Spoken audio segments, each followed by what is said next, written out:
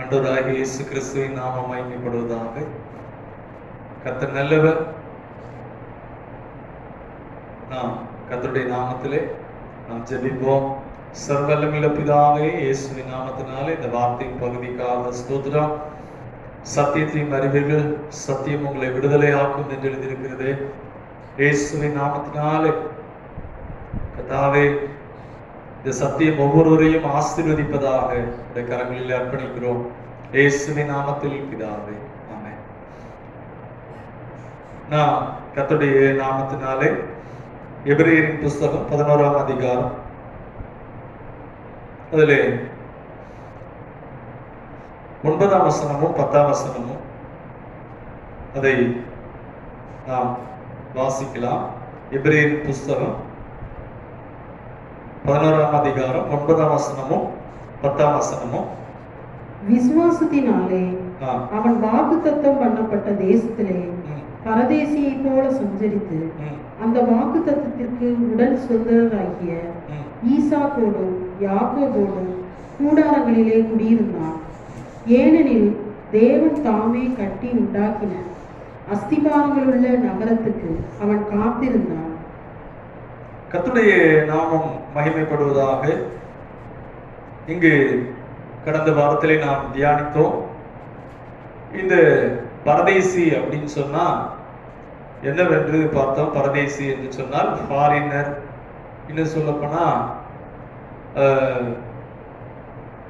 Abraham பொன்னும் வெள்ளியினுடைய சீமானாக இருந்தார். அது அவர் நிச்சயமாக பரதேசியாக இருக்க முடியாது. அநேகர் அதை தவறாக இன்டர்பிரட் பண்ணிட்டாங்க. அது இங்கிலீஷ்ல ஸ்ட்ரேஞ்சர், பில்கிரிம், ஃபாரினர் என்று சொல்லப்பட்டிருக்கிறது. ஆபிரகாம் எல்லாமுடைய சீமானாய் இருந்தும் கர்த்தர் தான் எனக்கு ஆதாரம் என்கிறதை குறிக்கும்படியாக ஆபிரகாம் கூடாரத்திலே தங்கியிருந்தார். அவர் போகிற இடங்களில் எல்லாம் பலிபீடம் கட்டினார். கடைசியாக நாம் பார்த்தோம் விசுவாசத்தினுடைய நிலைகளை குறித்து.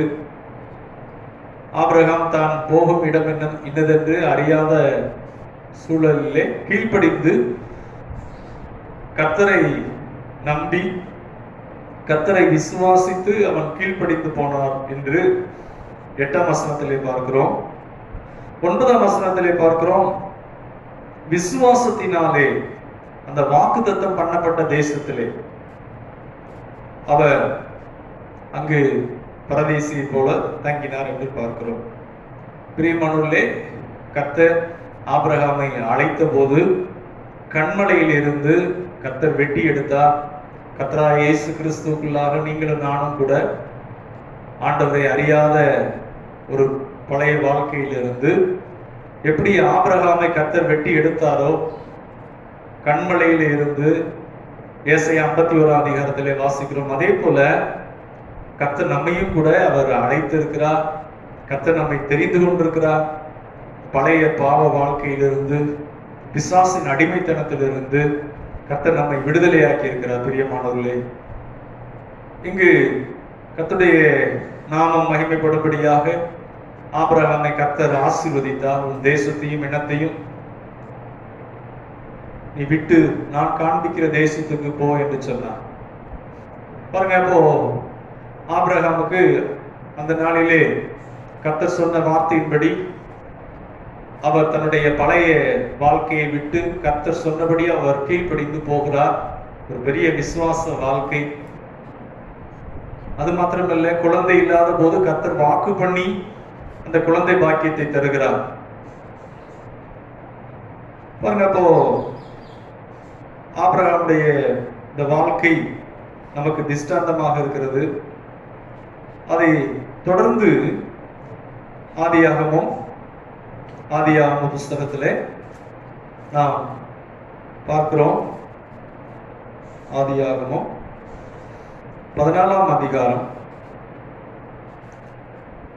பாருங்க. இப்போ இந்த 13ஆம் அதிகாரம் கடைசியிலே ஆபிரகாமை 12ஆம் அதிகாரத்திலே நாம் வாசிக்கிறோம். ஆபிரகாமை கர்த்தர் ஆசீர்வதிக்கிறார். நான் உன்னை பெரிய ஜாதியாக்கி நான் உன்னை ஆசீர்வதித்து பாருங்க. அந்த வாக்குத்தத்தம் பெற்றுக்கொண்ட போது ஆபிரகாமுடைய அண்ணன் மகன் லோத்தும் கூடவே இருந்தார். இந்த லோத்து கூட இருந்தபடியினாலே பாருங்க, ஆபிரகாமோடையே இருந்தபடியினாலே லோத்தும் ஆசீர்வாதமாய் மாறிவிட்டார். இந்த உடன்படிக்கையின் தேவ மனுஷனோடு இருந்தபடியினாலே லோத்தும் ஆசீர்வதிக்கப்பட்டார். பாருங்க, ஆபிரகாமுக்கு ஆடு மாடு மந்தைகள் எல்லாம் பெருகினது, லோத்துக்கும் பெருகினது. அவர்களுடைய ஆடு மாடு மந்தைகளை பூமி தாங்கக்கூடாமல் போயிற்று. பிறகு ரெண்டு மேய்ப்பர்களுக்கு இடையிலே வாக்குவாதம் வந்தபடினாலே அப்போ அவங்களுக்குள்ளே ஒரு தீர்மானம் பண்ணினார்கள். ஆபிரகாம் சொன்னார், நீ ஆபிரகாம் லோத்தோடு கூட பேசுகிறார். ஆதியாகமம் 13ஆம் அதிகாரம் 9ஆம் வசனம், இந்த தேசம் எல்லாம் உனக்கு முன் இருக்கிறது அல்லவா, நீ என்னை விட்டு பிரிந்து போகலாம். நீ இடதுபுறம் போனால் நான் வலதுபுறம் போகிறேன், நீ வலதுபுறம் போனால் நான் இடதுபுறம் போகிறேன் என்றான். பிரியமானவர்களே, ஆபிரகாம் இந்த லோத்துக்கு நல்ல ஒரு வாய்ப்பு கொடுக்கிறார். ஏனென்றால் இப்போ வாக்குவாதம் அதிகமானபடியினாலே ஆபிரகாம் விட்டு கொடுக்கிறார். ஆபிரகாம், கர்த்தர் தான் நம்மை ஆசீர்வதிக்க வேண்டும், கர்த்தர் நம்மை ஆசீர்வதிக்காவிட்டால் நம்மால் ஒன்றும் செய்ய முடியாது என்பதை நன்கு அறிந்தவராக, ஏனென்றால் அந்த எகிப்துக்கு போன அனுபவம் அந்த ஆபிரகாமுடைய வாழ்க்கையில அநேக மாற்றங்களை உண்டாக்கி இருந்தது. தேவனை சார்ந்து கொள்ள வேண்டும் என்பதை அவர் அந்த பாதையிலே அவர் கற்றிருந்தார்.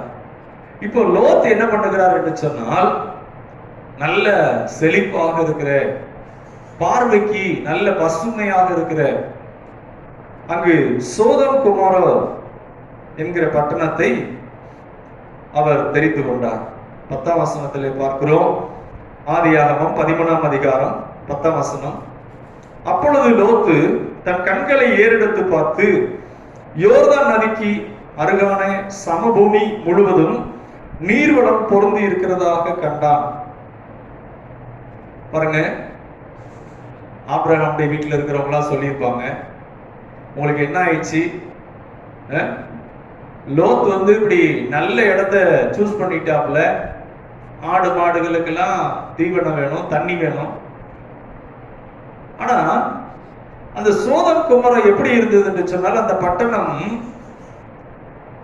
கர்த்தர் சோதமையும் குமாராவையும் அழிக்கும் முன்னே சோவாருக்கு போகும் வழி மட்டும் அது கர்த்தருடைய தோட்டத்தை போலவும் எகிப்து தேசத்தை போலவும் இருந்தது. ஆண்டவருடைய நாமம் மகிமைப்படுவதாக. 12ஆம் வசனத்திலே பார்க்கிறோம், ஆபிரகாம் கானான் தேசத்திலே குடியிருந்தான். லோத்து அந்த யோர்தானுக்கு அருகான சமபூமியில் உள்ள பட்டணங்களில் வாசம் பண்ணி சோதமுக்கு நேரே கூடாரம் போட்டான்.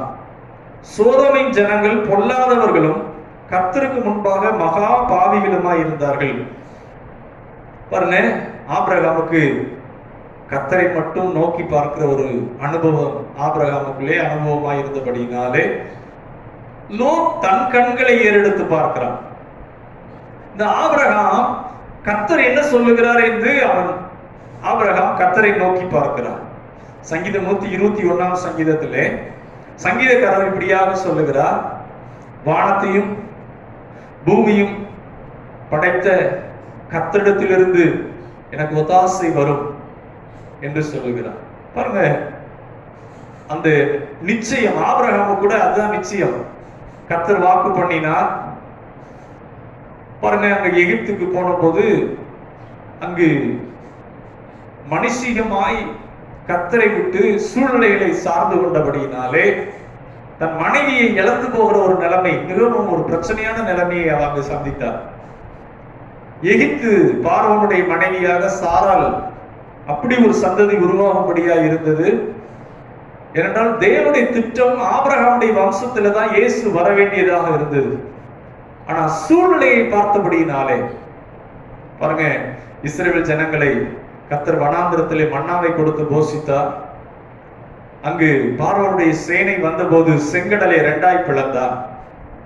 இந்த ஆபிரகாமுடைய நாட்களில் அப்பொழுது அந்த விசுவாச வாழ்க்கை, ஆபிரகாம் சூழ்நிலையை கண்டு இந்த பிரச்சனைகளை பெரிதாக பார்த்தபடியினாலே அவர் அங்கு தேவனை ஆதாரமாக காண்கிற அளவுக்கு தன் சூழ்நிலைகளை அவர் சரி செய்து கொண்டார். எகிப்துக்கு போய் அங்க ஒரு சில காரியங்களை சந்தித்து பிறகு தன்னை சரியாக்கி கொண்டார். ஆண்டவருக்கு மகிமையுண்டாவதாக. இங்கு லோத் போன பகுதி, அங்கு சோதம் குமாரோ கர்த்தருக்கு விரோதமான ஜனங்கள், பாவம் செய்கிற ஜனங்கள், அக்கிரமம் உள்ள ஜனங்கள். அதற்கு நேராக லோத் கூடாரம் போட்டார்.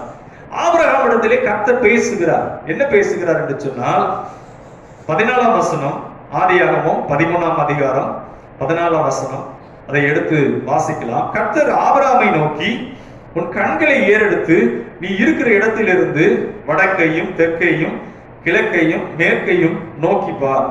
நீ பார்க்கிற இந்த பூமி முழுவதையும் நான் உனக்கும் உன் சந்ததிக்கும் என்றைக்கும் இருக்கும்படி கொடுத்து உன் சந்ததியை பூமியின் தூளை போல பெருக பண்ணுவேன். ஒருவன் பூமியின் தூளை எண்ணக்கூடுமானால் உன் சந்ததியும் எண்ணப்படும். நீ எழுந்து தேசத்தின் நீளமும் அகலமும் எம்மட்டோ அம்மட்டும் நடந்து திரி, உனக்கு அதை தருவேன். பாருங்க, அப்போ கர்த்தர் ஆபிரகாமோடு பேசுகிறார். கர்த்தர் பேச வேண்டும் என்று ஆபிரகாம் காத்திருக்கிறார். நீங்கள் கர்த்தர் உங்களோடு பேச வேண்டும் என்று கர்த்தருடைய சமூகத்திலே உங்களை தாழ்த்தி காத்திருக்கிறீர்களா? பாருங்க, இன்றைக்கு ஆண்டவராய் இயேசு கிறிஸ்துவுக்கு முன்பாக நாம் காத்திருக்கும் போது கர்த்தர் நம்மோடு பேசுவார். ஆண்டவர் இயேசு கடைசி சீசரிடத்திலே சொன்னார், உலகத்தின் முடிவு பரியந்தம் சகல நாட்களில் நான் உங்களுடனே கூட இருப்பேன் என்று சொன்னார். இங்க ஆபிரகாமோடு கர்த்தர் பேசுகிறார். நீ பார்க்கிற கிழக்கே மேற்கே தெற்கே வடக்கே இந்த 4 திசைகள் நீ எம்மட்டும் நடந்து திரி, அதையெல்லாம் நான் உனக்கு தருவேன். சோதோம் கொமோரா லோத்தா அந்த இடத்துல தண்ணி நல்லா இதா இருக்கு, பாய்ச்சலா இருக்கு, அதெல்லாம் நினைக்காத. ஏன்னா ஆபிரகாம் இருக்கிற அந்த பூமி கானான். பாருங்க, கானான்னு தேவன் வாக்கு பண்ணியிருந்தாலும் அங்க இருக்கிற ஜனங்கள் வித்தியாசமுள்ள ஜனங்களாக இருந்தாங்க, பொல்லாதவர்களாக இருந்தாங்க. தேவன் இன்றைக்கு நமக்கு அநேக காரியங்களை வாக்கு பண்ணுகிறார். வாக்கு பண்ணின உடனே அந்த பகுதியிலே காரியங்கள் வித்தியாசமா இருக்கும். ஆனா கர்த்தர் சொன்னபடி அதை நமக்கு நிறைவேற்றுவார். நாம் ஏற்கனவே பார்த்தோம், வேவு பார்க்க போனவர்களிலே அந்த 12 பேருடைய சம்பவத்தை நாம் பார்த்தோம். ஆனால் யோசுவாவும் காளைக்கும் அதற்குள் பிரவேசித்தார்கள். இதெல்லாம் நமக்கு திஷ்டாந்தமாக எழுதப்பட்டிருக்கிறது. கர்த்தர் சொன்னபடி அவன் விசுவாசித்தான் ஆபிரகாம். இங்கு நாம் வாசிக்கிறோம், உனக்கு அதை தருவேன் என்றான். அது மாத்திரமல்ல, அந்த இடத்திலே மம்ரே, எப்ரோனில் இருக்கும் மம்ரேயின் சமபூமியில் சேர்ந்து குடியிருந்து அங்கு கர்த்தருக்கு ஒரு பலிபீடத்தை கட்டினான் என்று பார்க்கிறோம். பாருங்க, கர்த்தரை சேவிக்கிற ஒரு அனுபவத்தை பார்க்கிறோம். கர்த்தரை தொழுது கொள்ளுகிற அனுபவம். நான் அல்ல, கர்த்தர் தான் எனக்கு இவைகளையெல்லாம் சுதந்திரமாக தரப்போகிறார். பிரியமானவர்களே, அடுத்து இது ஆதியாகமம் 14ஆம் அதிகாரத்திலே நாம் பார்க்கிறோம், இந்த சோதம் குமார ராஜா அவனோடு சேர்ந்த 4 ராஜாக்கள் இன்னொரு 5 ராஜாவுக்கு அவர்கள் கப்பம் கட்டி கொண்டு வருகிறார்கள். கிட்டத்தட்ட 12 வருடம் 14ஆம் அதிகாரத்தில் இருக்கிறது. தயவு செய்து நீங்கள் அதை வாசித்து பாருங்க. அதுல 12 வருஷம் இந்த சோதம் குமார ராஜா மற்ற ராஜாக்கள் இன்னொரு 5 ராஜாக்கள் இன்னொரு 4 ராஜாக்களுக்கு அவர்கள் என்ன செய்கிறாங்க, கப்பம் கட்டி கொண்டு வருகிறார்கள். பாருங்க, அப்போ இந்த 4 ராஜாக்கள் எழும்பி என்ன செய்யறாங்க, 12 வருஷம் கட்டிட்டாங்க, 13ஆம் வருஷம் கட்டல.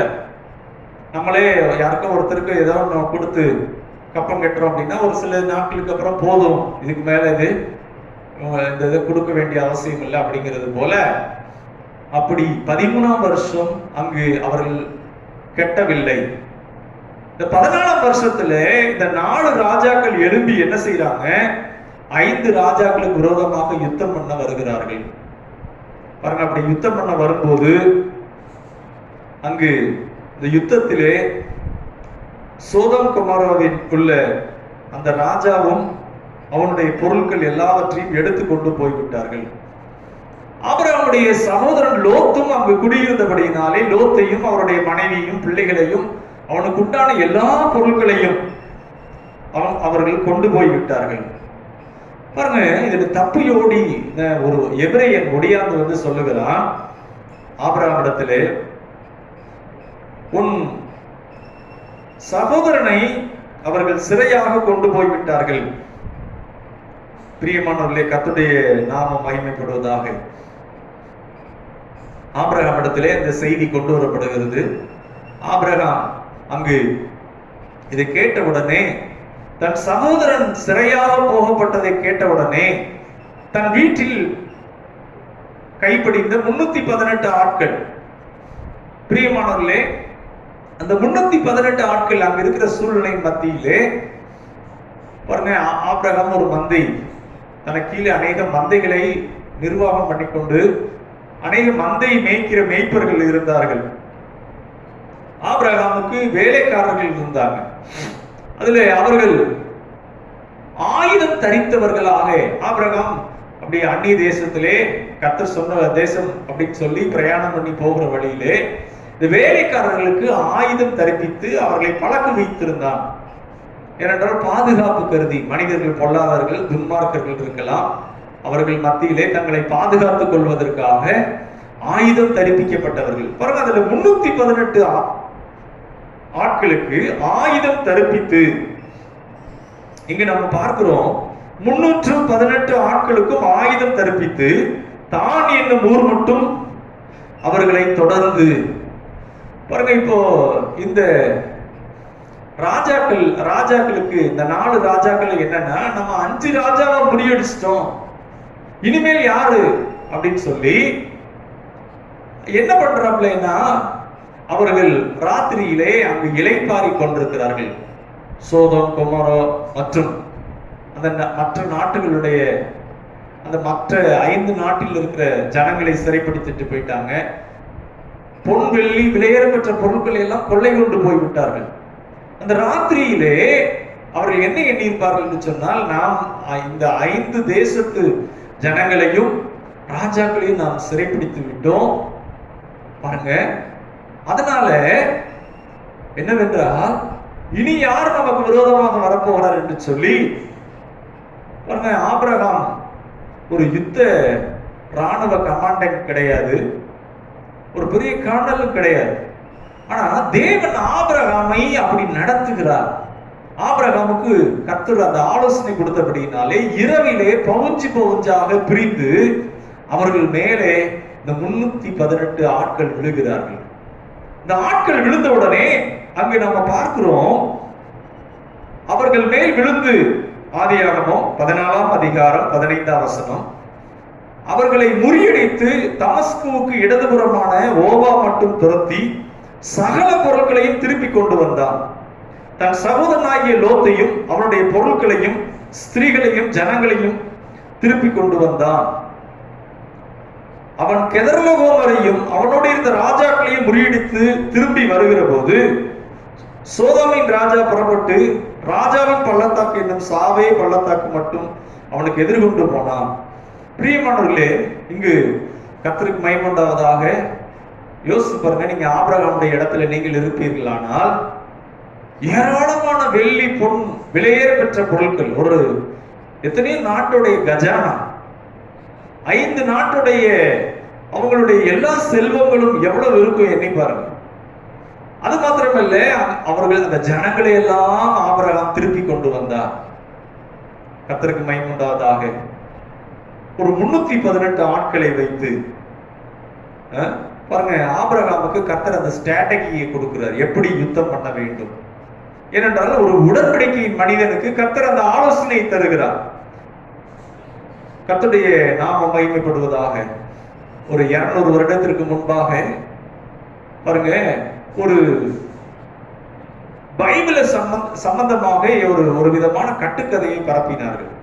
ஆபிரகாமுடைய சம்பவம் என்பதெல்லாம் அது ஈசாக்கு யாக்கோபு இதெல்லாம் கதை, அது வேதாகமத்துக்காக சொல்லப்பட்ட ஒன்று, அது எதுவும் உண்மை இல்லை என்று ஒரு 200 வருடமாக அதை பரப்பிக் கொண்டிருந்தார்களாம்.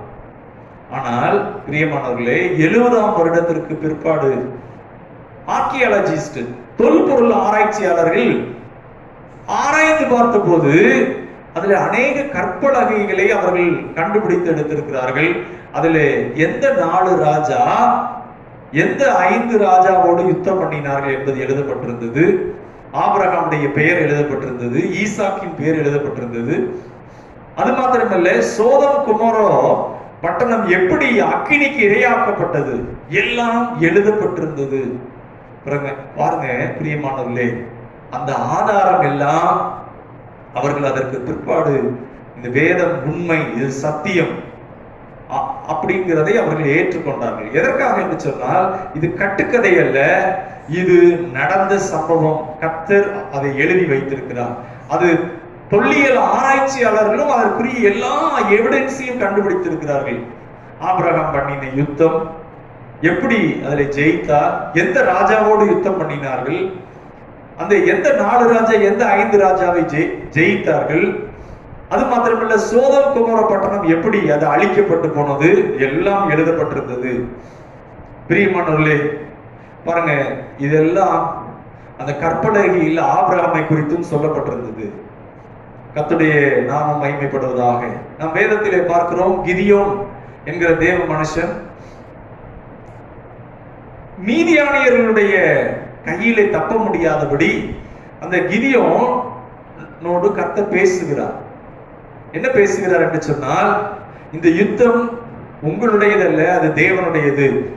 பாருங்க, அப்போ கிதியோன் என்ன பண்றாப்ல, ஆண்டவரே நீர் எங்களோடு கூட இருப்பீர்களானால் எங்களுக்கு ஏன் இவ்வளவு நஷ்டம் அப்படின்னு சொல்லிட்டு கர்த்தர் கிதியோனோடு பேசுகிறார். உங்களோடு கூட இருந்து நான் உங்களை விடுவிப்பேன் என்று சொல்லுகிறார். இந்த யுத்தம் என்னுடையது என்று கர்த்தர் சொல்லுகிறார். அப்புறம் 32,000 வீரர்களை கிதியோன் திரட்டுகிறாப்ல. பாருங்க, அந்த 32,000 பேர் யுத்தம் பண்ணி ஜெயித்தாங்கன்னா அவங்க சொல்லுவாங்க, நாங்க தான் யுத்தம் பண்ணி ஜெயித்தோம். கர்த்தரை உயர்த்த மாட்டார்கள், கர்த்தரை மகிமைப்படுத்த மாட்டார்கள். அப்போ கர்த்தர் அங்க ஒரு டெஸ்ட் வைத்தார். இந்த 32,000 பேர்ல பயப்படுகிறவர்கள் இதுல இருந்து அவர்களை அனுப்பி விட்டுரு அப்படின்னு கர்த்தர் பேசினார் கிதியோனிடத்துல. பாருங்க, அப்போ இந்த கிதியோனுக்கு முதல்ல ஒரு சோதனை. பாருங்க, நம்ம அப்படிலாம் செய்யக்கூடாது. கிதியோன் என்ன சொல்றப்பல, ஒரு தோல் ஒன்றை, கர்த்தர் என்னோடு இருக்கிறாரா, நிச்சயமா என் மூலமாக இந்த ஜனங்களுக்கு மீட்பு உண்டாகுமா, கர்த்தர் இந்த தேசத்துக்கு சேமம் கொடுப்பாரா அப்படிங்கிறதுக்கு ஒரு தோல் ஒன்று, அந்த தோலை போட்டு அந்த தோல்ல பனி விழாமல் சுற்றி இருக்கிற இடத்துல மட்டும் பனி விழ வேண்டும் என்று கர்த்தரை அவர் பரீட்சை பார்த்து கேட்கிறார். ஆண்டவரும் அதே மாதிரி அடையாளம் கொடுக்கிறார். 2வது நாள்ல தோல் மேல் மாத்திரம் பனி இருக்கணும், சுற்றி எல்லாம் பனி இருக்கக்கூடாது. அதே போல கர்த்தர் தோல் மேலே மாத்திரம் பனி இருந்தது, சுற்றி இருக்கிற இடம் எல்லாம் பனி இல்லாமல் இருந்தது. பாருங்க, நம்ம இப்படி பரீட்சை பார்ப்போமானால் கர்த்தர் நமக்கு தண்டனை தான் கொடுப்பார். ஏன்னா அந்த நாள்ல கிதியோனுடைய சரி, இந்த மனுஷனுக்கு இவ்வளவுதான் சந்தேகம் இருக்கு அப்படின்னு சொல்லி அதை செய்தார். நம்மளும் இதே அடையாளத்தை பின்பற்றக்கூடாது. ஏன்னா கர்த்தர் நம்ம அப்படி செய்வோமானால் கர்த்தரை பரீட்சை பார்க்கிறோம். பாருங்க, அப்போ அந்த 32,000 பேர்ல 10,000 பேர் போயிட்டாங்க. எப்படி போனாங்கன்னா, பயந்தபடியினாலே கர்த்தர் அந்த கிதியோன் அந்த வீரர்கள் 32,000 பேர்ல 10,000 பேர் போயிட்டாங்க, 22,000 பேர் இருக்காங்க. பிரியமானவர்களே, இந்த 22,000 பேரும் ஆண்டவர் சொன்னாரு, 22,000 பேரை வைத்து இந்த ரட்சிப்பு வருகிறது அல்ல, கர்த்தர் ஈட்டினாலும் பட்டயத்தினாலும் ரட்சிக்கிறவர் அல்ல. பாருங்க, அப்ப அடுத்து இன்னொரு டெஸ்ட் வைக்கப்பட்டது. அங்க இருக்கிற அந்த ஆற்றண்டையில தண்ணீர் குடிக்கும்படியாக சொன்னபோது எல்லாரும் அநேகர் என்ன பண்ணாங்கன்னா, தங்களுடைய ஆயுதங்களை கலற்றி வைத்து விட்டு தண்ணி குடித்தாங்க. ஒரு 300 பேர் மாத்திரம் ஆயுதத்தை கலட்டாமல் அவர்கள் தண்ணீர் குடித்தார்கள். ஆண்டவர் சொன்னாரு, இந்த 300 பேர் மாத்திரம் வந்தால் போதும். பாருங்க, ஏன் அப்படின்னா, ஒரு யுத்தத்துக்கு போகும்போது ஆயுதத்தை கலட்டி வைத்து பிறகு தண்ணி குடிக்க கூடாது. ஆயத்தம் இல்லாத ஒரு நிலை. பாருங்க, யுத்தத்துக்கு போறவங்களுக்கு ஒரு ஆயத்தம் இருக்கணும். ஆயத்தம் இல்லாத போது அந்த யுத்தத்திலே அவர்கள் ஜெயிக்க முடியாது. கர்த்தர் சொன்னாரு, ஆயத்தம் இல்லாதவர்களை அனுப்பிவிட்டார். வெறும் 300 பேர். பாருங்க, இந்த 300 பேரும் போகும்போது கர்த்தர் ஒரு ஸ்ட்ராட்டஜி கொடுக்கிறார். என்னன்னா, இவர்கள் போய் யுத்தமே பண்ணவில்லை, அங்கு ஒரு சலசலப்பை உண்டாக்குகிறார். ஒரு காரியத்தை சொல்லுகிறார். அவர்கள் எல்லாரும் எதிரிகள் ஒரு பெரிய படையாக வந்து விட்டார்கள் என்று சொல்லி அவர்கள் சிதறி ஓடுகிறார்கள். பாருங்க, ஆண்டவருக்கு மகிமை உண்டாவதாக. தாவீது கூட யுத்தம் பண்ணும்போது சொல்லுகிறார், கோலியாத்தை மேற்கொள்ளும் போது, இந்த யுத்தம் அது என்னுடையது அல்ல, அது கர்த்தருடையது. கர்த்தர் ஈட்டினாலும் பட்டயத்தினாலும் ரட்சிக்கிறவர் அல்ல. பிரியமானவர்களே, தாவீது அதான் சொல்றார், கர்த்தர் ஈட்டினாலும் பட்டயத்தினாலும் ரட்சிக்கிறவர் அல்ல. இன்றைக்கும் பிரியமானவர்களே, நீங்கள் பல பிரச்சனைகளில் இருக்கலாம், குடும்பத்திலே பல போராட்டங்களிலே இருக்கலாம். ஆனால் கர்த்தர் உங்களுக்காக யுத்தம் பண்ணுகிறவர். உங்களுக்கு இருக்கிற சோர்ஸ் வைத்து அல்ல, உங்களுக்கு இருக்கிற சூழ்நிலைகளை வைத்து அல்ல, கர்த்தரே உங்களுக்காக யுத்தம் செய்வார். நீங்க நினைக்கலாம், எப்படி ஆண்டவரே இந்த சூழ்நிலையில நான் வெற்றி பெற போகிறேன் என்று சொல்லி. ஆனால் கர்த்தர் உங்களுக்காக அவர் யுத்தம் பண்ணுவார். பிரியமானவர்களே, ஆண்டவருடைய நாமம் மகிமைப்படுவதாக. உங்கள் வாழ்க்கையில் இருக்கிற எல்லா பிரச்சனைகளையும் நீங்கும்படி அவர் செய்வார். பாருங்க, அப்போ இந்த ஆபிரகாம் 318 ஆட்களோடு கூட ஓபா மட்டும் துரத்தி கொண்டு வந்தான் என்று பார்க்கிறோம். அவர்கள் சிதறி ஓடுகிறார்கள். ஆதியாகமம் 14ஆம் அதிகாரத்திலே நாம் பார்க்கிறோம், அவர்கள் சிதறி ஓடுகிறார்கள் என்று பார்க்கிறோம். கர்த்தருடைய நாமம் மகிமைப்படுவதாக. பிரியமானவர்களே, பாருங்க, இப்ப ஆபிரகாம் எல்லா பொருட்களையும் ஜனங்களையும் மீட்டு கொண்டு வருகிறார். பாருங்க, இப்ப மீட்டு கொண்டு வரும்போது 2 ராஜாவை சந்திக்கிறார். ஒரு ராஜா, இந்த சோதம் குமார ராஜா தேடி வருகிறார். அதே போல இன்னொரு ராஜா கடந்து வருகிறார். 18ஆம் வசனத்திலே பார்க்கிறோம், அதை வாசிக்கலாம். ஆதியாகமம் 14ஆம் அதிகாரம் 18ஆம் வசனம். ஆதியாகமம் 14:18. அன்றியும் உன்னதமான தேவனுடைய ஆசாரியனாய் இருந்த சாலேமின் ராஜாவாகிய மெல்கிசேதேக்குக்கு அப்பமும் திராட்சரசமும் கொண்டு வந்து அவனை ஆசீர்வதித்து, வானத்தையும் பூமியையும் உடையவராகிய உன்னதமான தேவனுடைய ஆசீர்வாதம் ஆபிரகாமுக்கு உண்டாவதாக. ஆண்டவருக்கு மகிமை உண்டாவதாக. அன்றையும் உன்னதமான தேவனுடைய ஆசாரியனாயிருந்த சாலேமின் ராஜாவாகிய மெல்கிசேதேக்கு அப்பமும் திராட்சரசமும் கொண்டு வந்து. பாருங்க, இந்த ராஜாவை குறித்து சொல்லப்பட்டிருக்கிறது, உன்னதமான தேவனுடைய ஆசாரியனாய் இருந்த சாலேமின் ராஜா. சாலேம் என்று சொன்னால் எருசலேம் என்று சொல்லுகிறாங்க.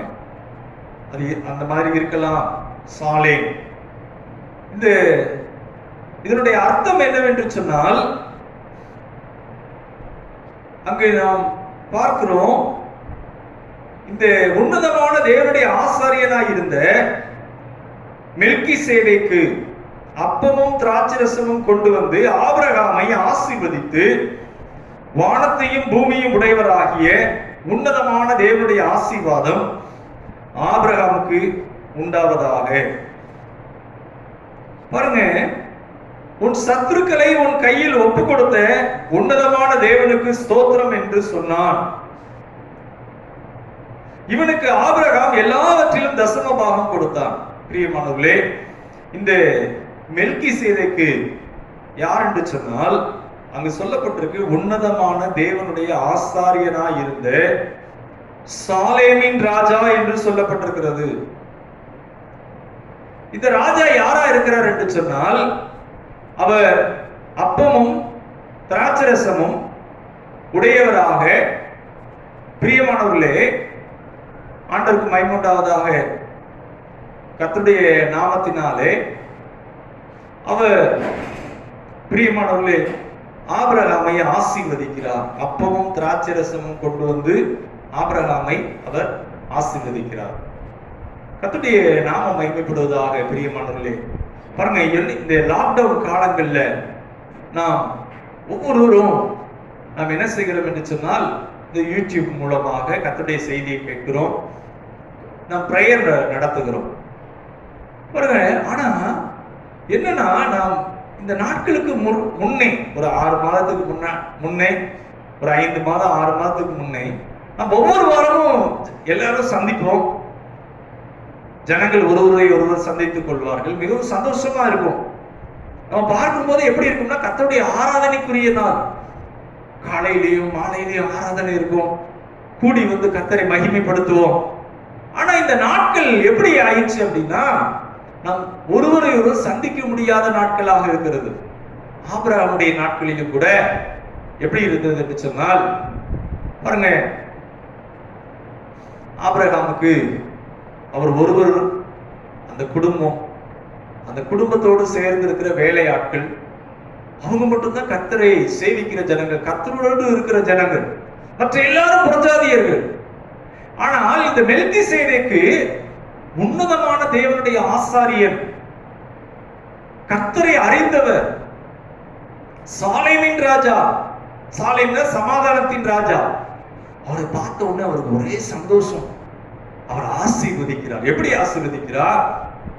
ஆபிரகாமை பார்த்து, இங்கு நாம் வாசிக்கிறோம், அதை கவனிக்கலாம்.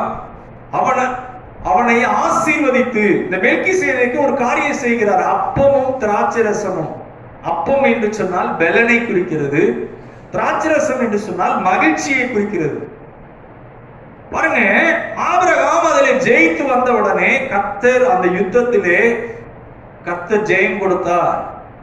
ஒரு 318 ஆட்களை வைத்து எண்ணி பாருங்க, 5 ராஜாக்களுடைய அந்த கூட்டத்தை ஆபிரகாம் ஜெயிக்கிறாப்புல. எவ்வளவு சந்தோஷமா இருக்கும். அதனாலதான் மெல்கிசேதேக்கு சொல்றாப்புல, உன் கையிலே சத்துருக்களை ஒப்பு கொடுத்த தேவன். இன்றைக்கு உங்களுக்கு இருக்கிற பலம் கொஞ்சமாக இருக்கலாம், நீங்க சிறிய கூட்டமாக இருக்கலாம், ஆனால் உங்களோடு உன்னதமான தேவன் இருக்கிறார், நம்மோடு உன்னதமான தேவன் இருக்கிறார். இந்த ஆபிரகாமை மெல்கிசேதேக்கு என்ன சொல்லி ஆசீர்வதிக்கிறார் என்று பார்க்கிறோம். கர்த்தருடைய நாமம் மகிமைப்படுவதாக. வானத்தையும் பூமியையும் உடையவராகிய உன்னதமான தேவனுடைய ஆசீர்வாதம் ஆபிரகாமுக்கு உண்டாவதாக. அது இங்கிலீஷ்ல போட்டிருக்கு, வானத்துக்கும் பூமிக்கும் சொந்தக்காரராகிய தேவனுடைய ஆசீர்வாதம். ஆண்டவருடைய நாமம் மகிமைப்படுவதாக. கர்த்தர் நல்லவர். பிரியமானவர்களே, கர்த்தருடைய நாமத்திற்கு மகிமை உண்டாவதாக. இந்த ஆபிரகாமை இந்த மெல்கிசேதேக்கு ஆசீர்வதித்ததை நாம் பார்க்கிறோம். பாருங்க, இந்த ஆபிரகாம் தனக்கு உண்டான எல்லாவற்றிலும், பிரியமானவர்களே, அந்த யுத்தத்திலே கர்த்தர் ஜெயத்தை கொடுத்திருக்கிறார். சத்துருக்களை அவங்க கையில ஒப்பு கொடுத்திருக்கிறார். ஆபிரகாமுக்கு அந்த வெளிச்சம் உண்டாயிருந்தது. கர்த்தர் தான் இந்த யுத்தத்தை நடப்பித்தார். எப்படி? அந்த கிதியோன் யோசிச்சு பாருங்க, 300 பேரை கொண்டு ஜெயிச்ச போது கிதியோன் ஏதாவது பெருமை பாராட்டி இருக்க முடியுமா? என்ன, எதுவுமே பெருமை பாராட்டி இருக்க முடியாது. ஏன் அப்படின்னா, நாங்க ஒண்ணுமே கிடையாது, ஆனா கர்த்தர் தான் இந்த ஸ்ட்ராட்டஜி கொடுத்தார், இந்த ஆலோசனையை கர்த்தர் கொடுத்தார். அதே போல ஆபிரகாமும் சொல்லி இருப்பார், கர்த்தர் வெறும் 318 பேரை வைத்து 5 ராஜாக்களை ஜெயிக்க உதவி செய்தார். ஆபிரகாமுக்கு மிகவும் சந்தோஷம்.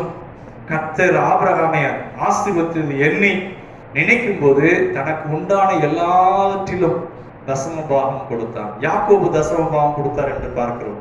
ஒரு சிலர் என்ன சொல்லுவாங்க, இந்த தசம பாகம் என்பது மோசையின் நியாய பிரமாணம், அது இப்ப நமக்கு இல்லை அப்படிமா. பிரியமானவர்களே, மோசையின் நியாய பிரமாண சட்டம் எல்லாம் வரும் முன்பாகவே ஆபிரகாமுடைய நாட்களிலே ஆபிரகாம் கர்த்தர் தான் எனக்கு இதெல்லாம் கொடுத்தார் என்று சொல்லி கர்த்தரை அவர் கனம் பண்ணுகிறார். தசம பாகங்களாலே கர்த்தரை கனம் பண்ண, தனக்கு உண்டான எல்லாவற்றிலும் தசம பாகம் செலுத்தினார். அந்த மெல்கிசேதேக்கு என்ன செய்தார் என்று சொன்னார், அவரை ஆசீர்வதித்து, பாருங்க, ஆபிரகாமை அவர் ஆசீர்வதிக்கிறார். இது ஒரு ஞான அர்த்தத்திற்கு அடையாளமா இருக்கிறது. இந்த மெல்கிசேதேக்கு என்ன கொடுக்கிறார்னா, அப்பமும் திராட்சரசமும் கொடுத்து தேவனுடைய நாமம் மகிமைப்படுவதாக. இதை குறித்து எபிரேயரின் புத்தகத்திலே இன்னும் இதை பற்றி இன்னும் விளக்கமாக சொல்லப்பட்டிருக்கிறது. கர்த்தருக்கு மகிமை உண்டாவதாக. பாருங்க, சேம் என்கிற வம்சம் அது ஒரு நல்ல வம்சமாக இருந்தது. ஆனா அதுல கூட ஆபிரகாம் அந்த வம்சத்துல தான் வந்தார். அந்த ஆபிரகாமுடைய நாட்களிலே ஆபிரகாமும் விக்கிரகத்தை செய்து விற்கிற அப்படி ஒரு ஜனங்களாக மாறிவிட்டார்கள். ஆனால் பிரியமானவர்களே, கர்த்தருடைய நாமம் மகிமைப்படுவதாக. ஆபிரகாமுடைய அந்த நாளிலே இந்த மெல்கிசேதேக்கு என்கிற அந்த அந்த ஆசாரியன், உன்னதமான ஆசாரியனை பார்த்த உடனே ஒரே சந்தோஷம், மிகவும் சந்தோஷம். ஆபிரகாம் தனக்கு உண்டான எல்லாவற்றிலும், அங்கு சொல்லப்பட்டிருக்கிறது, இவனுக்கு ஆபிரகாம் எல்லாவற்றிலும் தசம பாகம் கொடுத்தான். தேவனுடைய நாமம் மகிமைப்படுவதாக. பிரியமானவர்களே, அதே போல இன்னொரு ராஜா அங்கு சந்திக்கிறார் ஆபிரகாமை. அந்த ராஜா யார் என்று சொன்னால் அதை வாசிக்கலாம். 21ஆம் வசனம், ஆதியாகமம் 14:21 வாசிக்கலாம். ஆதியாகமம் 14ஆம் அதிகாரம் 21ஆம் வசனம். சோதோமின் ராஜா, சோதோமின் ராஜா, இன்னொரு ராஜா யார் என்று சொன்னால் சோதோமின் ராஜா ஆபிராமை நோக்கி, பாருங்க, இந்த சோதோமின் ராஜா பின்னாடியே வர்றாப்புல, ஆபிரகாம் கிட்ட வர்றாப்புல. ஆபிரகாமை நோக்கி, ஜனங்களை எனக்கு தாரும், பொருட்களை நீ எடுத்துக்கொள்ளும் என்றான். பிரியமானவர்களே, பொதுவாக இந்த யுத்தத்திலே ஆபிரகாம் ஜெயித்தா அந்த நாட்களிலே இன்னைக்கு இருக்கிற யுஎன்ஓ, இன்னைக்கு இருக்கிற உலக நாடுகளுடைய அமைப்புலாம் அன்னைக்கு கிடையாது. யார் ஜெயிக்கிறாங்களோ அவங்க ஆட்களையும் அந்த பொருட்களையும் அவர்கள் கொள்ளை கொண்டு போய் விடுவார்கள். இப்ப ஆபிரகாமுக்கு எல்லாம் உரியதாக மாறிவிட்டது. இந்த சோதோமின் ராஜா பின்தொடர்ந்து வருகிறான். பாருங்க, 2 ராஜா, ஒரு ராஜா மெல்கிசேதேக்கு, சாலேமின் ராஜா, இன்னொரு ராஜா சோதோமின் ராஜா. இந்த சோதோம் என்று அர்த்தம் என்னவென்று சொன்னால், சோதோம் அப்படின்னா துன்மார்க்கர் நிறைந்த தேசம், அக்கிரமக்காரர்கள் நிறைந்த தேசம் என்று அர்த்தமா. பாருங்க, துன்மார்க்கர்கள் நிறைந்த தேசம், அக்கிரமக்காரர்கள் நிறைந்த தேசம். இந்த சோதோமின் ராஜா என்ன சொல்லுகிறார்? ஜனங்களை எனக்கு தாரும், பொருட்களை நீர் எடுத்துக்கொள்ளும் என்றான். இந்த சோதோமின் ராஜா ஆபிரகாம் ஒரு ராஜா மாதிரி. ஆபிரகாம் கீழே நிறைய ஆட்கள் இருக்கிறாங்க. மற்ற ராஜாவை போல அவன் எண்ணுகிறான். இப்போ பேரம் பேசும்படி வந்திருக்கிறான். மெதுவா அப்படியே பேரம் பேசுறாப்புல.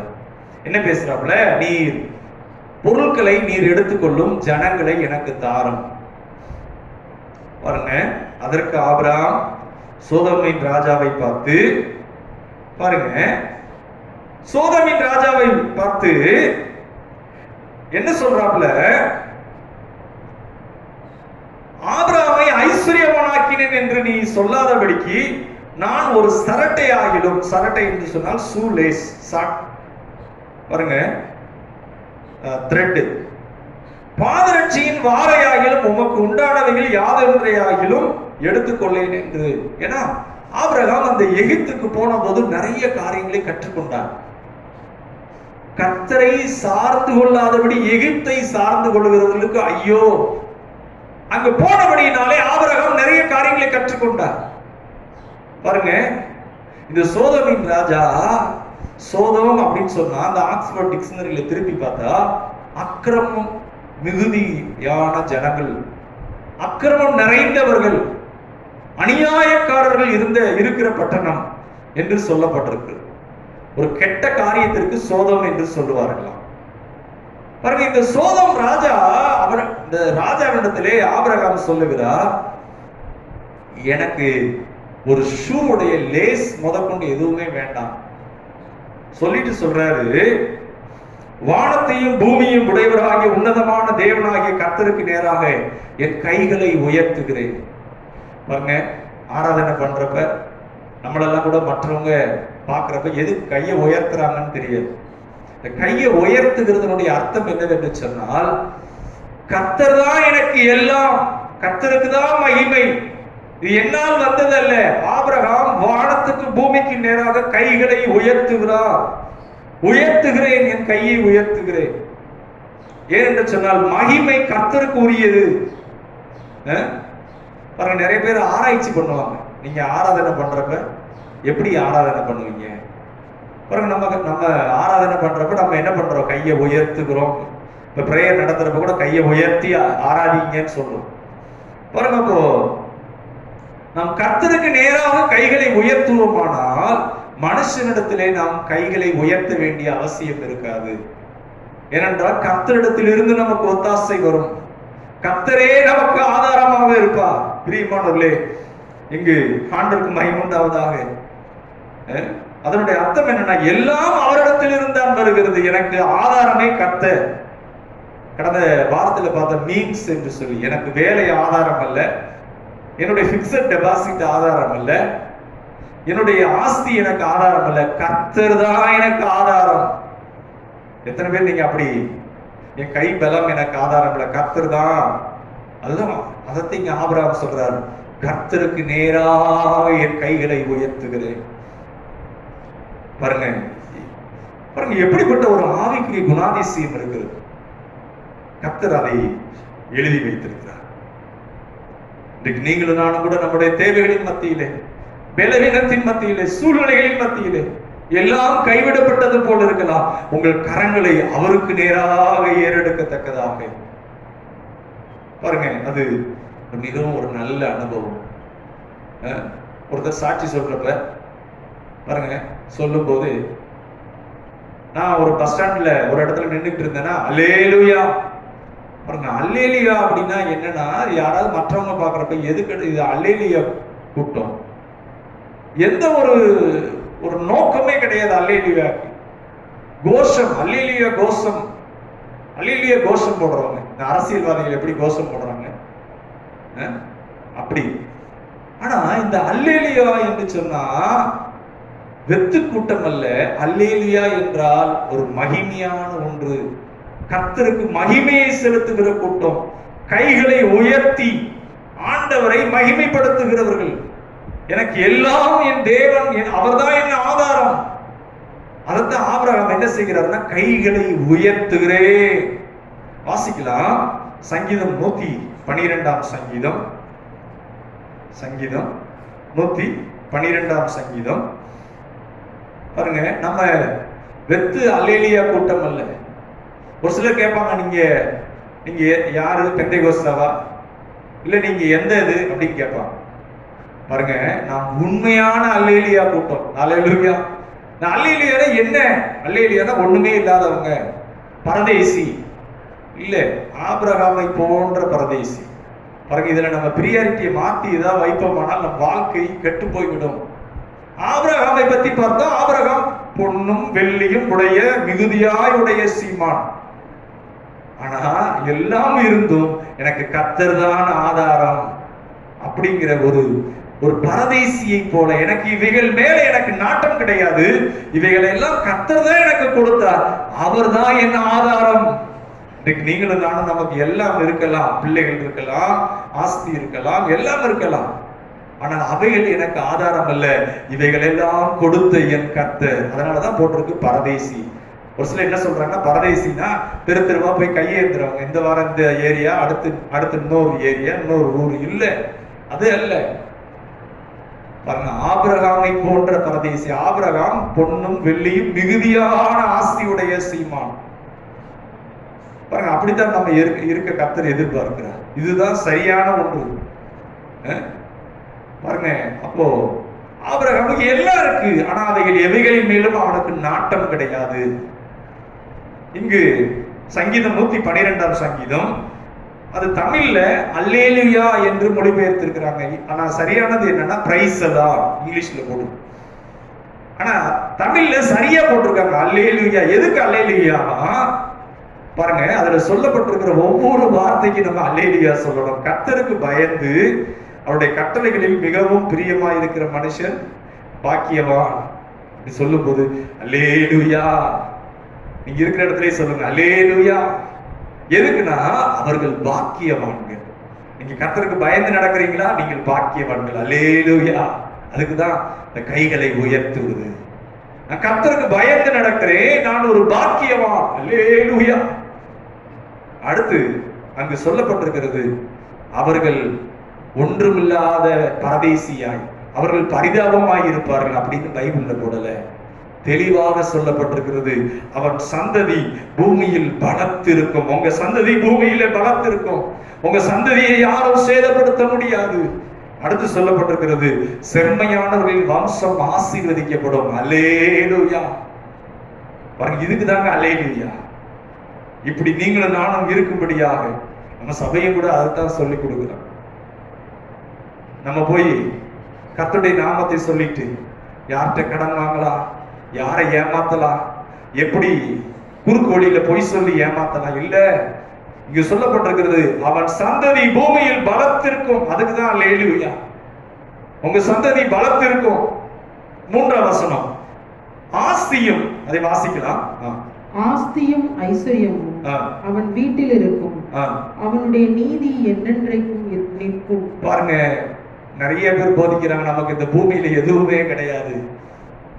பாருங்க, அப்படி இல்லை, தெளிவா சொல்லப்பட்டிருக்கு. ஆபிரகாம் அவன் பரதேசி என்று சொல்லுகிறார். அதே நேரத்துல வெள்ளியும் பொன்னும் மிகுதியான ஆஸ்திகளை உடைய அவன் சீமானாய் இருந்தான். ரிச்சஸ்ட் மேன் என்று சொல்லப்பட்டிருக்கிறது. இங்க நம்ம பார்க்கிறோம், எதுக்கு அல்லேலூயா? ஆஸ்தியும் ஐஸ்வர்யமும் அவன் வீட்டிலே இருக்கும், அவனுடைய நீதி என்றென்றைக்கு நிற்கும். அதுக்கு அல்லேலூயா சொல்லுங்களேன். அல்லேலூயா. கர்த்தர் உதவி செய்வாராக. பாருங்க, இதுல இருக்கிற ஒவ்வொரு வார்த்தைகளையும் சொல்லி சொல்லி சொல்லி அதுக்குதான் அல்லேலூயா. அதுல 8ஆம் வசனம் சொல்லப்பட்டிருக்கிறது, 7, 8. துர்ச்செய்தியை கேட்கிறதினால் பயப்படான், அவன் இருதயம் கர்த்தரை நம்பி திடராய் இருக்கும். அல்லேலூயா. 8ஆம் வசனம், அவன் இருதயம் உறுதியாய் இருக்கும், அவன் தன் சத்துருக்களில் சரி கட்டுதலை காண மட்டும் பயப்படாதிருப்பான். அதற்கு எல்லாரும் சொல்லுமா அல்லேலூயா. 9ஆம் வசனம், வாரி இறைத்தான், ஏழைகளுக்கு கொடுத்தான், அவனுடைய நீதி என்றென்றைக்கும் நிற்கும், அவன் கொம்பு மகிமையாய் உயர்த்தப்படும். அல்லேலூயா. இதுக்குதான் அல்லேலூயா. நீங்க வாரி இறக்கிற அளவுக்கு கர்த்தர் உங்களை ஆசீர்வதிப்பார். 10ஆம் வசனம், துன்மார்க்கன் அதை கண்டு மனமடிவாகி தன் பற்களை கடித்து கரைந்து போவான், துன்மார்க்கருடைய ஆசை எளியும். அல்லேலூயா. பாருங்க, இதுக்குதான் நாம் கைகளை என்ன செய்கிறோம்? ஆராதனை நேரத்துல கைகளை உயர்த்துகிறோம். ஆபிரகாமை போல நீங்களும் நானும் வானத்துக்கும் பூமிக்கும் சொந்தக்காரருக்கு நேராக கைகளை உயர்த்தத்தக்கதாக. பிரியமானவர்களே, இந்த ஆபிரகாமுடைய வாழ்க்கையில நாம் பார்த்தோம். ஆபிரகாம் அந்த சோதோமின் ராஜா, அந்த ராஜாட்ட அந்த பொருட்கள் எல்லாம் எடுத்திருந்தா அவன் ஒரு துன்மார்க்கன். அவன் என்ன சொல்லியிருப்பான்? ஆபிரகாமை நான் தான் ஐஸ்வர்யவனாக்கினேன். ஆபிரகாம் ஒரு தீர்மானம் பண்ணி இருந்தாப்புல, என்ன நீ ஐஸ்வர்யவனாக்கினே அப்படிங்கிறது சொல்லாதபடி ஒரு சின்ன பொருள் கூட நான் எடுக்க மாட்டேன். ஆபிரகாமை பார்த்துட்டு அந்த ராஜாவுக்கு ஒரே ஆச்சரியம். இப்படியும் ஒரு நபரா பாருங்க, ஜெயிச்சுட்டா அவங்களுக்கு தான் எல்லாம் சொந்தம். ஆனா ஆபிரகாம் என்ன சொல்றாருன்னா, என் கர்த்தருக்கு நேராக நான் கைகளை உயர்த்துகிறேன், என் கர்த்தருக்கு நேராக என் கைகளை உயர்த்துகிறேன். அதனாலதான் மெல்கிசேதேக்கு சொல்றாரு, வானத்துக்கும் பூமிக்கும் சொந்தக்காரராகிய கர்த்தர், இந்த உன்னதமான தேவனுடைய ஆசீர்வாதம் ஆபிரகாமுக்கு உண்டாவதா. இன்னைக்கு நீங்களும் நானும் இயேசு கிறிஸ்துக்குள்ளாய் ஆபிரகாமின் சந்ததியாக இருக்கிறோம். நம் கைகளை அவருக்கு நேராக உயர்த்தத்தக்கதாக. பாருங்க, அவன் தனக்கு உண்டான எல்லாவற்றிலும் தசம பாகம் செலுத்தினான். நீங்க கர்த்தருக்கு தசம பாகம் செலுத்துறீங்களா? கர்த்தர் உங்களையும் ஆசீர்வதிப்பார். கொஞ்சம் பேரை கொண்டு கொஞ்சம் பலம் இருக்கலாம், உங்களோடு கர்த்தர் இருப்பார். உங்களை கொண்டு கர்த்தர் பெரிய காரியங்களை செய்வார். ஹல்லேலூயா, ஹல்லேலூயா, ஹல்லேலூயா. எதுக்காக ஹல்லேலூயா? கைகளை உயர்த்தி ஹல்லேலூயா அப்படின்னா என்னன்னா, கர்த்தருக்கு மகிமை. பாருங்க, பரதேசி என்கிறது என்னன்னு பார்த்தோம். நீங்களும் நானும் நமக்கு எல்லாம் இருக்கலாம், அவைகளின் மேலே எனக்கு பற்று அல்ல, எனக்கு கர்த்தர் தான் என் ஆதாரம். அதனாலதான் ஆபிரகாம் சொல்றாரு, என் கைகளை அவருக்கு நேராக நான் உயர்த்துகிறேன். நீங்களும் நானும் அப்படி கர்த்தரை மகிமைப்படுத்துவோமா? உங்க வாழ்க்கை ஆசீர்வாதமாக இருக்கும். நாம் ஜெபிப்போம். பிரியமானவர்களே, கர்த்தருடைய நாமம் மகிமைப்படுவதாக. ஸ்தோத்திரங்கத்தாவே, ஸ்தோத்திரங்கத்தாவே. உங்களுடைய சூழ்நிலைகள் மத்தியில பாருங்க, ஆபிரகாம் சொல்றாரு, ஆண்டவரை ருசி பார்த்திருக்கிறார், ஆண்டவரை நல்லா அறிந்திருக்கிறார். மனுஷரை சார்ந்து கொள்ளக்கூடாது, நம்முடைய கை பலத்தை சார்ந்து கொள்ளக்கூடாது. நமக்கு இருக்கிற சூழ்நிலைகள் மத்தியில எந்த விதத்திலும் கர்த்தரை விட்டு போயிடக்கூடாது. பாருங்க, அன்றைக்கு இஸ்ரவேலர்களை வனாந்தரத்திலே மன்னாவினால் போஷித்த தேவன், பார்வோனுடைய சேனை வந்த போது செங்கடலை 2ஆய் பிளந்த தேவன். புதிய ஏற்பாட்டில் பார்க்கிறோம், 5 அப்பத்தையும் 2 மீனையும் வேண்டிய மட்டும் கொடுத்தவர். மீதம் எடுக்கும் மட்டும், திருப்தியாக மட்டும் அதே கர்த்தர் இன்றைக்கு உங்களையும் என்னையும் அவர் நடத்துகிறவர், உங்களையும் என்னையும் அவர் விசாரிக்கிறவர். நமக்குள்ள அந்த விசுவாசம், நம்முடைய ஆதாரம் வேற யாருமே கிடையாது. என் ஆதாரம் என் வேலை அல்ல, என் ஆதாரம் என்னுடைய ஆஸ்தி அல்ல, என்னுடைய ஆதாரம் என் பிள்ளை அல்ல, என்னுடைய ஆதாரம் வேற எதுவும் அல்ல. கர்த்தர் தான் என் ஆதாரம். அவருக்கு நேராக என் கைகளை உயர்த்துகிறேன், கல்வாரிக்கு நேராக. ஓ ஹல்லேலூயா, ஹல்லேலூயா, ஹல்லேலூயா, ஹல்லேலூயா. என் கர்த்தரை நான் நோக்கி பார்க்கிறேன், என் கண்களை அவருக்கு நேரா. ஆபிரகாம் தெளிவா சொல்றாரு, அவரிடத்திலிருந்து எனக்கு ஒத்தாசை வரும். அதான் மெல்கிசேதேக்கு சொல்றாரு, ஆபிரகாமை ஆசீர்வதித்து. பாருங்க, அது ஒரு ஞான அர்த்தமாக இருக்கிறது. அப்பமும் திராட்சரசமும் கொடுத்து ஆசீர்வதித்து. இன்னைக்கு ஆண்டவருடைய நாம மகிமைப்படுவதாக. கர்த்தர் நமக்கும் அப்படிப்பட்ட ஆசீர்வாதம் தருவாராக. உங்களுடைய கையின் பிரயாசத்தை அவர் ஆசீர்வதிப்பார். உங்கள் குடும்பத்தை ஆசீர்வதி. எப்ப தெரியுமா? நீங்க ஆண்டவரை கேட்கணும், ஆண்டவரே நீர் வானத்துக்கும் பூமிக்கும் சொந்தக்காரர். அதுல சொல்லப்பட்டிருக்கு, வானத்துக்கும் பூமிக்கும், இங்கிலீஷ்ல போட்டிருக்கு ஓனர். நம் தேவன் யார் என்று சொன்னால் அவர் பிச்சைக்கார தேவன் அல்ல. ஆபிரகாம் அதை நல்லா அறிந்து கொண்டார். ஆபிரகாமுக்கு மகிமையின் தேவன் தரிசனமானார். அந்த தேவனை அறிந்தபடியினாலே இப்ப தெளிவா சொல்றாரு, அவருக்கு நேராக என் கைகளை உயர்த்துகிறேன். இன்றைக்கு நாம் எந்த மனுஷனுக்கு நேராக கையை உயர்த்த தேவையில்லை. எந்த மனுஷனிடத்திலே போய் நாம் கேட்க வேண்டிய அவசியம் இல்லை. அவருக்கு நேராக. கர்த்தர் நல்லவர். தனக்கு உண்டான எல்லாவற்றிலும் ஆபிரகாம் தசமபாகம் செலுத்தினான். ஏனென்று சொன்னால் அவ்வளவு சந்தோஷம் கர்த்தருடைய ஊழியருக்கு கொடுப்பதில்லை, கர்த்தருடைய நாமத்தை மகிமைப்படுத்துகிறதில்லை. ஹல்லேலூயா, ஹல்லேலூயா. கர்த்தர் உங்க பிள்ளைகளை ஆசீர்வதிப்பாராக, உங்க குடும்பத்தை ஆசீர்வதிப்பாராக, உங்களுடைய கையின் பிரயாசத்தை ஆசீர்வதிப்பாராக, உங்களுக்கு நல்ல பலன் சுகம் தருவாராக. சர்வவல்லமையுள்ள எங்கள் பிதாவே, ஆண்டவராகிய இயேசுவின் நாமத்தினாலே உமக்கு நேராக எங்கள் கைகளை உயர்த்துகிறோம். கர்த்தாவே, ஆண்டவரே, யாரெல்லாம் இணைந்து உமக்கு நேராக கைகளை உயர்த்துகிறார்களோ ஒவ்வொருவரையும் ஆசீர்வதிப்பீராக. சேனைகளின் கர்த்தர் நீர் ஆசீர்வதிக்கிறதுக்காக ஸ்தோத்திரம். ஹல்லேலூயா.